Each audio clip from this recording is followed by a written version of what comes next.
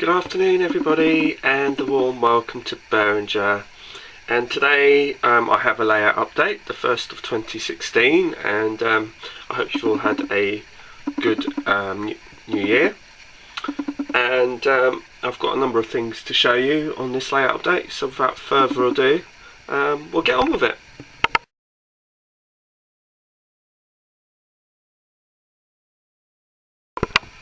So firstly, on the layout update we have some new additions. It's all these vehicles that are on the bridge, so I'll quickly go through them all. I've just picked up 4 of them yesterday at my local model shop. The first is this Mark 1 Ford Cortina. I believe it's Mark 1 anyway. My uncle used to have one of these and had a little ride in it, so yeah. Brings back some memories. So it's just a Mark 1 Ford Cortina in a black colour. The next one we have is this Mark 1 Ford Transit. It's a trackside version, and it is got the evening news, so I thought that would be quite nice, sort of around my sort of time scale. Well, the first part of it anyway. And then we have a little Austin. Oops, decided to move on its own, which is I thought was really cute, so I quite like that, so I bought that one as well. And then here we have another Ford, so that's really nice. So that's 4 vehicles I picked up this week. So I'm really pleased with all of those, so that adds to the layout. Haven't bought any cars for a little while on my layout, so it's quite nice to have a few of those. Also, I've been adding a bit more detail to the layout, to the fueling point. Just before I carry on to that, I'd like to thank everybody who made some comments and suggestions on my last video. Somebody was asking me about, or mentioned about, there's a sort of annoying creak that goes on with my recordings, which I find myself a bit annoying, and that's basically the camera itself continuously trying to focus, and so whilst it's doing that, it's quite close to the mic, and then that obviously transfers to the audio. So that will explain what the annoying creaking sound, because I could put it on a sort of just a static focus thing, but if I do that, then the camera won't always be in focus all the time. So, moving on, back at the fueling point, I've just been adding a few bits and pieces. We've added a little bit in the forklift and some pallets, just to add to the scene a little bit more. Over at the fuel point, I've also added another pallet and some oil drums. I've also added some pipe work. You can probably see a bit better from here. There's one here, and there's also one just there, and also if you look there, there's also some more pipe work leading out from the storage tank down into the ground. Also, thank you for a number of comments and suggestions about whether or not I should leave this disused line like this, or whether I should put something on it, and a number of people have mentioned a number of ideas.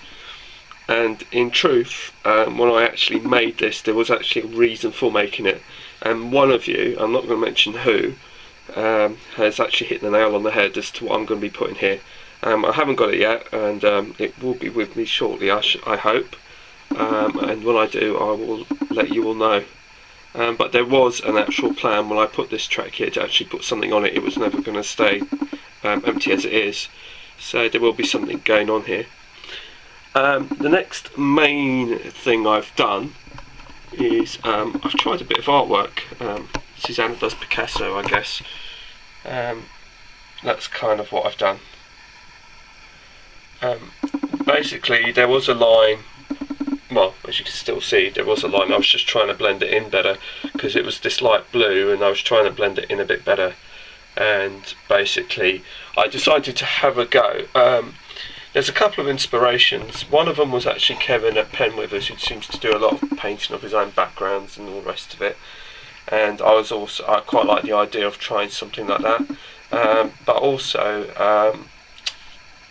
there is also Pete Waterman's layout railway, and there's a chap on there called, I think it's Dave Spencer or something like that, and he does a lot of the artwork, and he does painting of backgrounds, and I've been seeing some of the work that he's been doing, and that kind of inspired me to have a little go. So basically I thought I'd try it for myself, and quite frankly I'm actually really pleased with the result, considering I've never actually done this before. This is actually completely my first attempt at it. And also the thing is, with this slightly darker blue as opposed to the lighter blue, it hides the joins. There's a number of joins along here, and the colour has actually, because it's slightly darker, it's disguised the background a lot more, and so I really like it.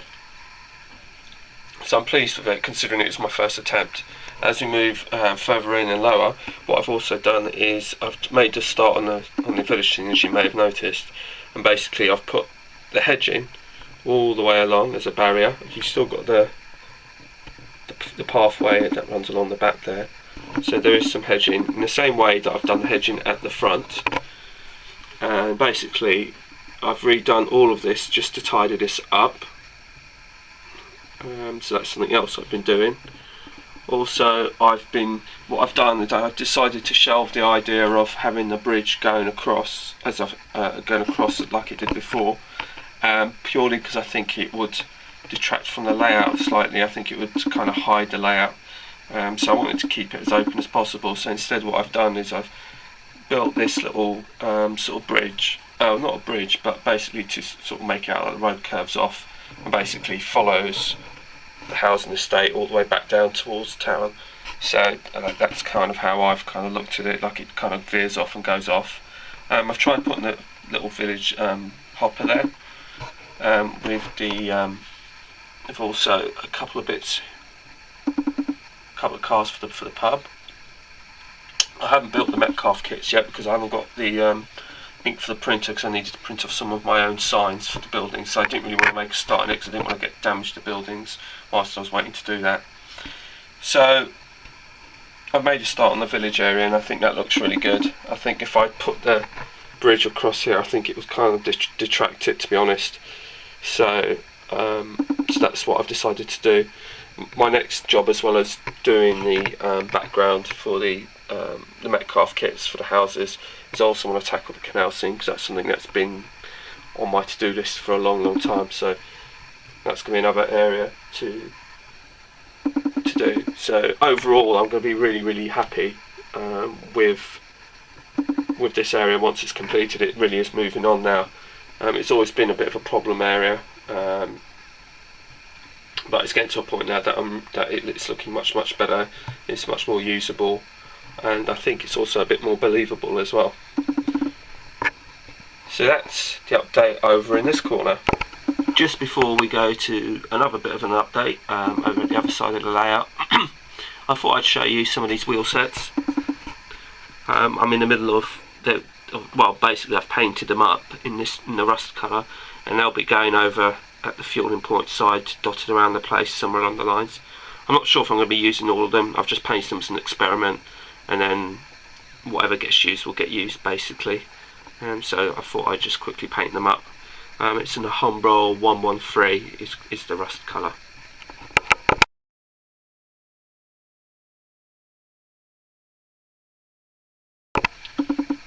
Here we are over at B&Q, and one of the major things that I've done here at B&Q is this is where the scenic break is, and this is where the major step forward has been taking place.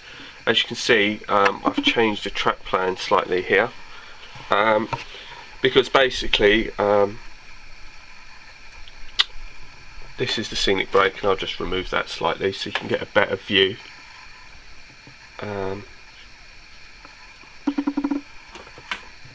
And this was flat, the track was flat along here, all the way up to this point here where it had to be all of a sudden lifted up. The track actually sort of was flat up and cut up until here, and then all of a sudden there was this sharp ascent from this point up here.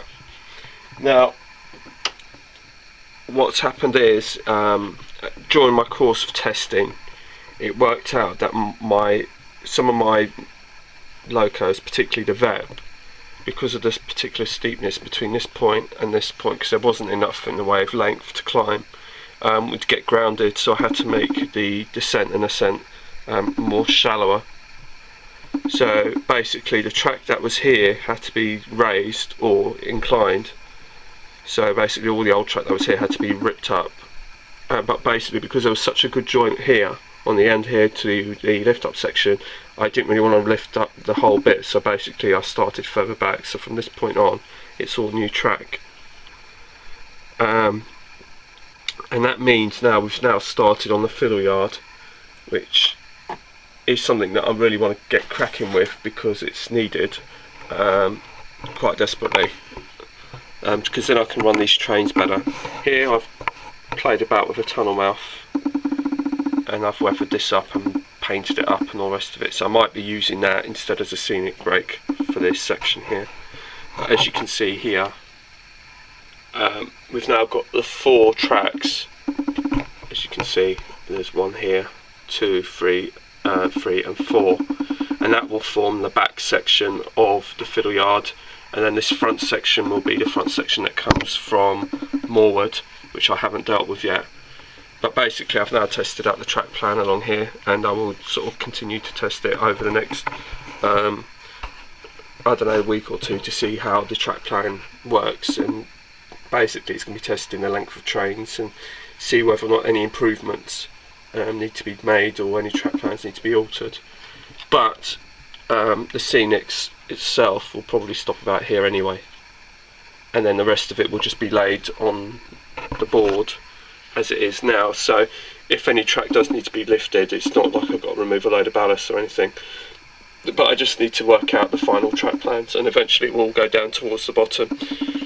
At the moment it doesn't, just because I've run out of track at the minute and I need to get some more. So that's about it. But slowly but surely we're getting there, and like the old saying says, Rome wasn't built in a day, so we keep plodding along, and hopefully we'll get there in the end. So thanks for watching, feel free to comment and subscribe as always, and I'll leave you with a shot of B&Q. Oh yeah, by the way, it looks like there's been an accident there, but that was just purely accidental. So bye for now.